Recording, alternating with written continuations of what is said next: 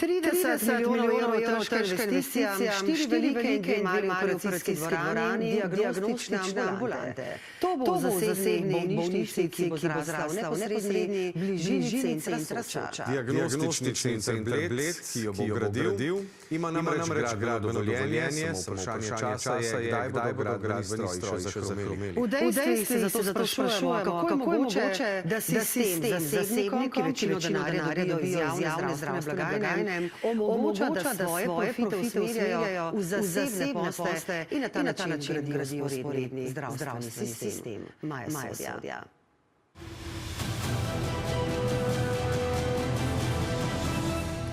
Diagnostični center Bled okoli 80% vseh opravljenih storitev naredi na koncesijo. To pomeni, da jim zanje plača Zavod za zdravstveno zavarovanje.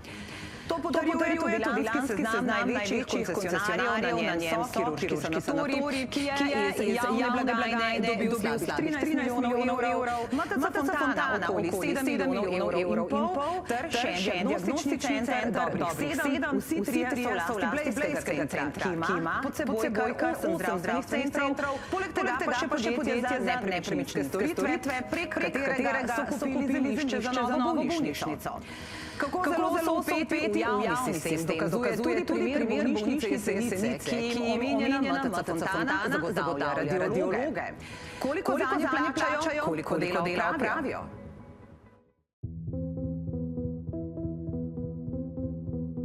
Lani se je ena radiologinja upokojila, druga je odšla na porodniški dopust. Kar naenkrat, pojede direktorica, smo se znašli v razmerah, ko ni bilo zmeraj zdravnika, da bi odčital posnetek rentgena, ultrazvoka, magneta. Kar je pa za bolnišnico Jesenice zelo pomembno, ker skrbimo dnevno za 200 tisoč prebivalcev. Takoj so zaprosili za pomoč, na ministrstvu jim svetovali, naj se obrnejo na vse javne zavode in tudi koncesionarje. Večina javnih zdravstvenih zavodov ima tudi sami imajo kadrovske probleme. Poročali smo že o novogoriški bolnišnici, oktobra lani o novogoriški, pred časom so Celjski.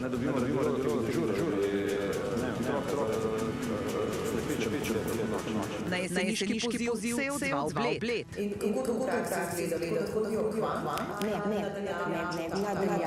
nadaljav. Oni pomagajo do popoldanskih ur, se pravi med 7 in 15 ur nam zagotavljajo. Po tretji popoldne slikovno diagnostiko tolmačijo specializanti, a jih vsaj imajo. Trije bodo že septembra začeli samostojno delati, do takrat pa bo bolnišnica plačevala radiologe iz Fontane. Prejšnji mesec zasebnik, ki je hkrati tudi koncesionar, plačala 8 tisoč evrov. Koncesionar torej za usluge plačujejo tudi javne bolnišnice, je v lasti dveh zavarovalnic, Triglava in Save Re, obe sta v državni lasti. To pa pomeni, da država s tem, ko je tiho in ko dopušča, da je nekdo hkrati zasebnik in koncesionar podpira vzporedni zdravstva. Ko smo v dejstvih razkrili, da je DC Bled kupil zemljišče za bolnišnico, je takrat minister za zdravje napovedal, da bo država zemljišče vstopila nazaj in gradnjo preprečila. A zgodilo se je ravno obratno. Kako je torej možno, da bo tudi javnega denarja zrasla zasebna bolnišnica?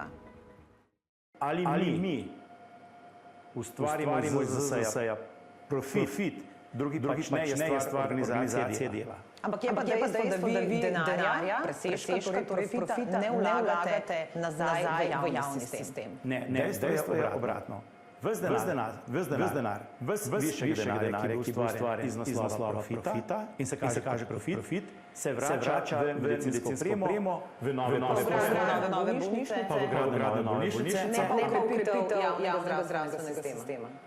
V krepitev javnega zdravstvenega sistema zaradi tega, ker smo del javnega zdravstva, kadar govorimo o napotnici. Krepitev vaših centrov ste pa koncesionarji, drži. Krepitev naših centrov, kjer smo koncesionarji, popolnoma enaki kot katerakoli splošna bolnišnica v tej državi.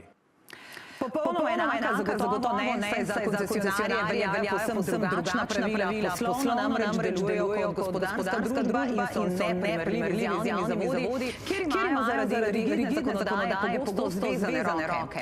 To zelo spretno izkoriščajo tudi zavarovalnice, ki od ukinitve dopolnilnega zavarovanja na veliko vključujejo dodatna zavarovanja, najpogosteje z obljubo o hitrem dostopu do specialista. Pri Vzajemni denimo svoje zavarovance pošljejo v enega od svojih centrov. Imajo kar 4, Barsos, Aristotel v Krškem, Dentalni center zdravja in center celostne oskrbe. Če pa bi se recimo nekdo za operacijo raje odločil v UKC Ljubljana, z njimi pa imate pogodbe? Kaj pa v takem primeru? Potem izplačate nadomestilo za ta poseg ali kako? Ne, to ne izplačamo.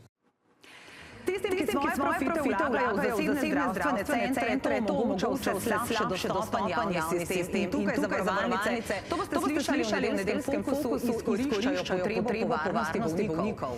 Naša sogovornica plačuje 40 evrov na mesec, kaj za to dobi? Kaj pa tisti, ki se ne morejo privoščiti? Kaj imajo od ukinitve dopolnilnega zdravstvenega zavarovanja? Je bila ta ukinitev le populistična poteza premierja Goloba? Do neke mere je bilo všečno, pa tudi ne. Namreč zdaj, bolj kot ne smo zdaj vsi obvezni to plačujemo po degresivni stopni, se pravi tisti, ki zaslužimo več, plačujemo relativno manj. Na prvi pogled mogoče všečno, zato ker bomo vzeli dobiček v narekovajih zasebnim zavarovalnicam. Vlada zdaj napoveduje, da jim bo na prst stopila z jasno ločnico med javnim in zasebnim. Vse to stavi na novelo zakona, ki je v parlamentarni proceduri, a jo mnogi že vnaprej obsojajo na neuspeh. Mnogi vam očitajo, da ste se pravzaprav potegnili nazaj. Kaj odgovarjate? Da ne bi prišlo do tega prekrivanja oziroma tega, da zdravnik lahko dela najprej tukaj, potem pa tam. Se mi zdi, da smo dali več kot dovolj varovalk, da se bo delo upravljalo tako, kot je treba.